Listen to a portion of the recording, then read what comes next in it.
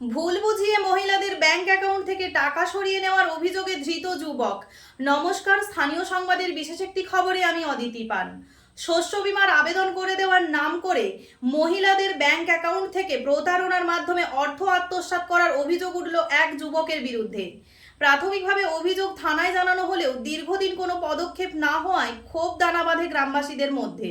অবশেষে প্রায় 6 মাস পর অভিযুক্ত যুবককে এলাকায় দেখতে পেয়ে তাকে ধরে ফেলে স্থানীয়রা। ঘটনাটি ঘটেছে সুখচন্দ্রপুর এলাকায়। বৃহস্পতিবার দুপুরে অভিযুক্ত উৎপল রায় নামে ওই যুবককে ধরে এলাকার জুনিয়র হাই স্কুলে আটকে রাখা হয় এবং পরে পুলিশের হাতে তুলে দেওয়া হয়।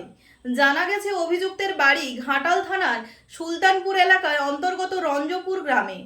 পুলিশ সূত্রে খবর, অভিযুক্তর বিরুদ্ধে প্রায় 50,000 টাকা প্রতারণার অভিযোগ রয়েছে এবং তাকে আটক করে জিজ্ঞাসাবাদ শুরু হয়েছে।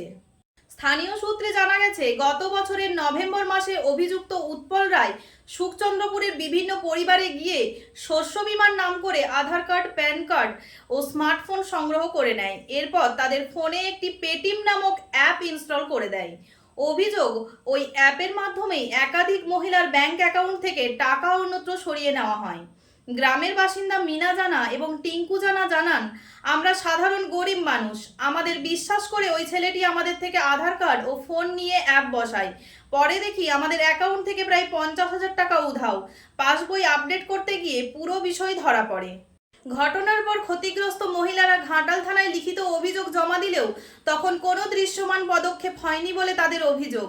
বৃহস্পতিবার এক ব্যাংকে অভিযুক্তকে দেখে ফেলেন মিনা জানার এক পরিচিত। খবর পেয়ে স্থানীয়রা দ্রুত সেখানে পৌঁছয়, অভিযুক্তকে ধরে ফেলেন।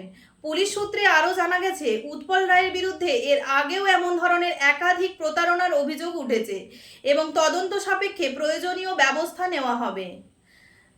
ঘাটাল মহকুমার সমস্ত খবর সঙ্গে সঙ্গে পেতে স্থানীয় সংবাদে চোখ রাখুন। নমস্কার।